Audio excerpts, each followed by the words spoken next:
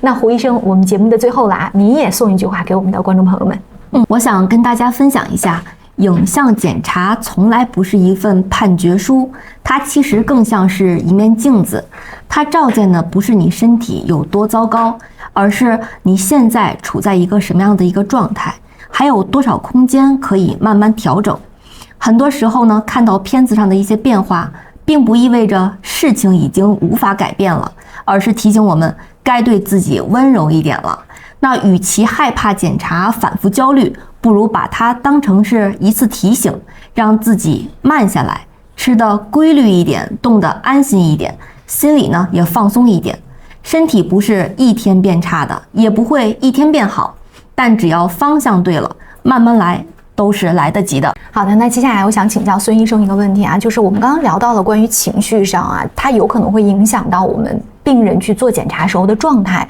那除此之外啊，其实还有一部分病人他是真的在心理上有一些疾病的啊，比如说幽闭恐惧症啊，他在做我们的这个 CT 检查的时候，他其实是没有办法去进行配合的啊。那您有没有遇到过这样的一些病人？具体我们怎么样去解决这个问题呢？好，主持人，其实是这样，就是说，刚才您提到了一个比较专业的一个名词，叫做幽闭恐惧症。那么这个幽闭恐惧症，其实在我们的日常生活中，也是有所体现的。比如说，咱们举一个简单的例子吧，就比如说我们坐一个比较狭小的一个电梯，那么有一些患者他就会觉得什么，就是电梯如果满员的时候，我就会感觉到很压抑。咱们看电影里边也有这样的画面，对，就是这种状态，其实就是一个潜在的一个幽闭恐惧症的一个状态了。那么咱们现在这个家里边可能有2孩了哈，说有这个7座的这个 SUV 啊，商务车啊，那么有一些比如说体型比较大一点的这个男同志，可能坐在后排第3排的时候，他会感觉头顶啊，包括两边啊，包括脚下，感觉很不能舒展。那么这种情况其实也是一个幽闭恐惧症的一个自测的一个方法，那么就会有这种潜在的这个不能配合检查的这种情况发生。那么刚才您还提到了一点，就是我们提到说 CT 检查，在影像这个检查里边呢，咱们经常接触的可能是CT 和磁共振。那么 CT 我们可以理解的是一个宽度大概在60公分左右的这么一个圆洞。那么我们的磁共振的那个机器呢，这个圆洞就会更长一些，可能有的会长达1米左右。那么我们在这个磁共振的这个检查的时候，那么患者如果说是像我这样的身形的话，是不可能就是说展开我们的这个双臂的。那么这种感觉就会给患者带来一个幽闭的这么一个附加的一个状态。那么影像检查更像是一个开关。就是说我平时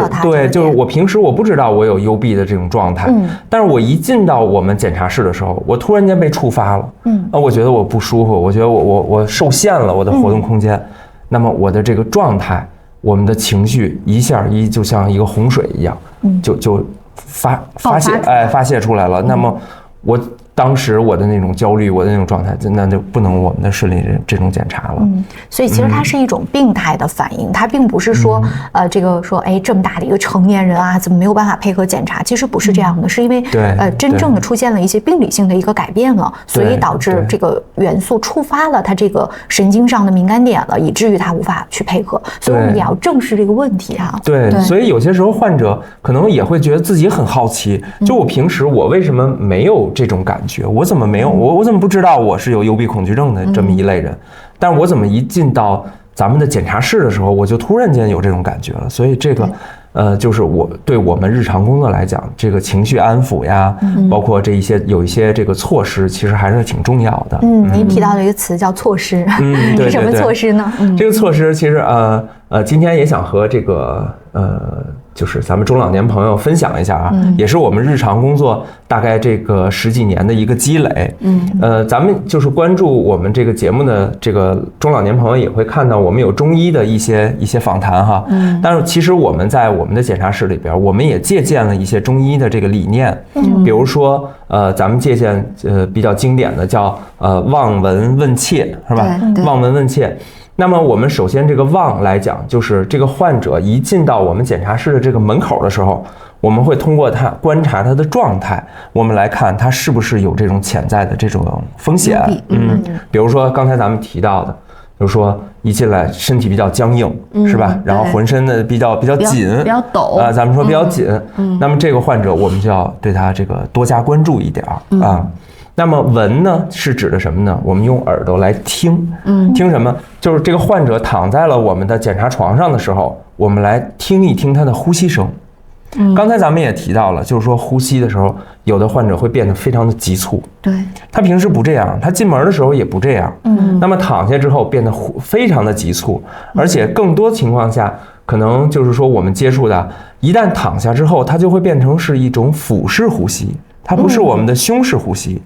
腹式呼吸会鼓肚子，咱们做超声的时候会鼓肚子，那么这患者鼓肚子的频率就会非常的频繁，那么这类患者我们通常情况下也会对他进行一个多加的一个关注啊，因为如果一旦进到我们的检查床里面的话，它再发生反应，我们再来采取措施，有时候会晚那么几秒，会出现一个相应的一个风险。对，那么问呢，主要指的就是说什么？我们平时在接诊的这么短短的大概1-2分钟的时候，跟患者有一个简单的一个交流。您最近怎么样啊？是吧？是第一次做我们这个检查吗？以前做这个检查的时候有没有什么不舒服？有不舒服的时候是什么样的一个感觉？您跟我简单的描述几句。几句简单的交流，或者说我们在交流的过程中，我们把我们的检查流程简单的告诉一下患者，让他有所了解。对，您不要担心啊，咱们这个检查其实啊也就大概3-5分钟。您躺在里边什么都不用动，我们来为您做一切的后续的这个服务，是吧？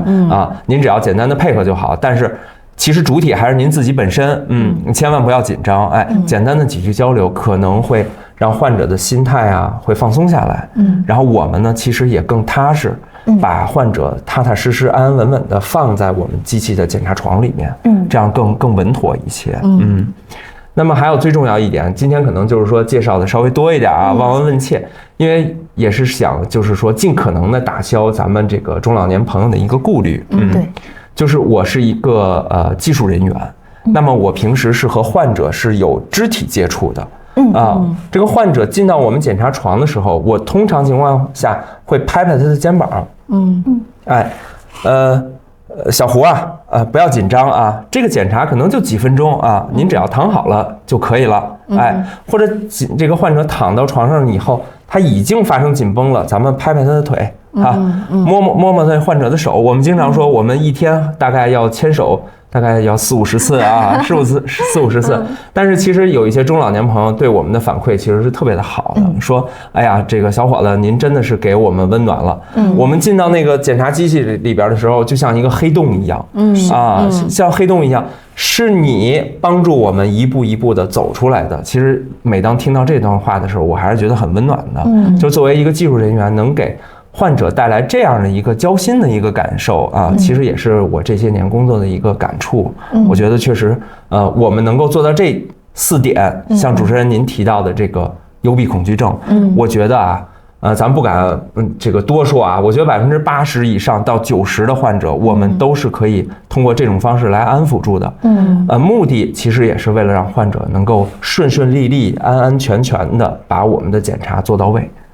其实这点很重要。对，也非常感谢孙医生啊，帮助了这么多患者啊，解决了这个问题啊。因为我们这个检查其实确实它能够反映出来一些很多我们其他无法替代的这个问题，对吧？就是我们需要去做这个检查，而医生呢也有他们的方法，能够帮助您解决心理上的紧张啊。即使是我们真的有幽闭恐惧症，我们也有对症可以去解决的方案啊。所以该做检查咱们一定要做啊，不要因为恐惧而放弃掉这个走向健康的机会。